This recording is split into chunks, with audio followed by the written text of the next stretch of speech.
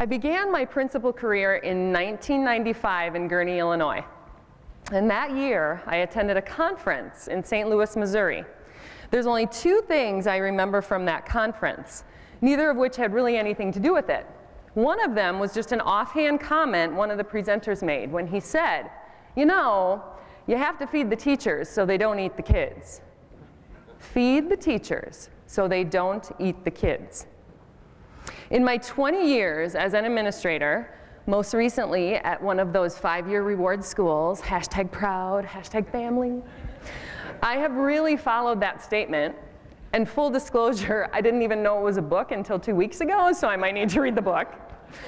I have found that there are 5 food groups that your teachers need so they don't eat the kids. The first food group is love. And it's not enough just to care about your staff, you have to show them that you love them. Learn their love language. Give them your time. Be effusive with your gratitude and your praise. Celebrate those family joys and milestones, and support them in their times of sorrow as well. Because if you're not feeding your teachers love, they just might eat you. The next thing to feed your teachers is information, and make sure that that information is delicious and nutritious and out there for them to take anytime they're hungry. Because if you're not feeding them information, they just might go to the nearest convenience store and buy a bag of that not so healthy stuff, and that could lead to rumors and gossip in your building. In addition to feeding information, be sure that you're fed information as well. Keep your finger on the pulse of your staff. Survey how you think you're doing. And don't just talk to the talkers, because they will always let you know where you stand. Find those more reflective, perhaps introverted teachers, and talk to them about how you think about how they think the building is going, and then act on that information. The next thing you need to feed your teachers is freedom. Daniel Pink says we're not motivated by money, but rather by the opportunity to chase our dreams and our passions at our place of work.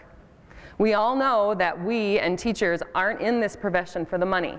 So we need to make sure that we say yes as often as we can to their hopes and their dreams, to their ideas. Allow them to share their passions in their classrooms.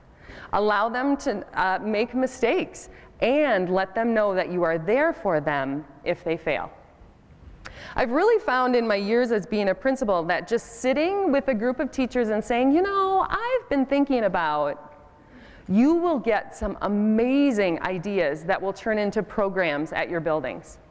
I've been with some staffs who've created some summer programs, a summer camp opportunity, building-wide community service, extracurricular programs, and just some rituals and routines that have enhanced the culture and climate of each of those buildings.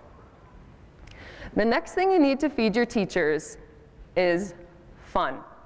Because a fun place to work is a fun place to work. And if you are in a more stressful building, or those months where it seems to be more stressful, all the more important to have fun. Roland Barth says the relationships among the adults in a school building has as much to do with achievement as anything else. Have fun. Don't be afraid to put yourself out there to be goofy, to have fun, but if that's not your personality, find those comedic geniuses who are on your staff right now and allow them to orchestrate the fun. I've always been part of the fun, from a rookie show, my first year as a teacher, to a live TV news show that we've had at my last building.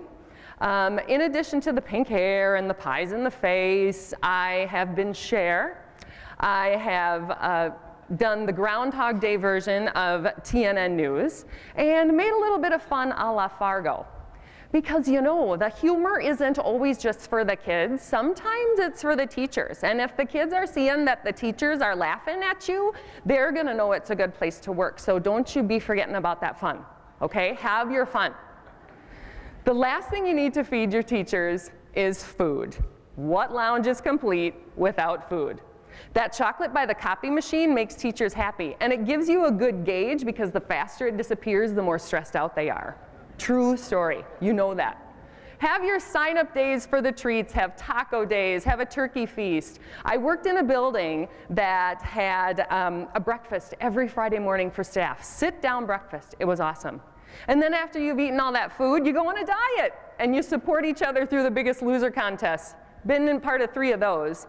And I swear there was one teacher who lost the same 30 pounds each of those contests. And so I asked him, I said, what is your secret for losing this weight? He said, well, it's easy. I just stopped eating for 4 and started eating for 2 instead. And he never ate a student. Feed your teachers so they don't eat the kids.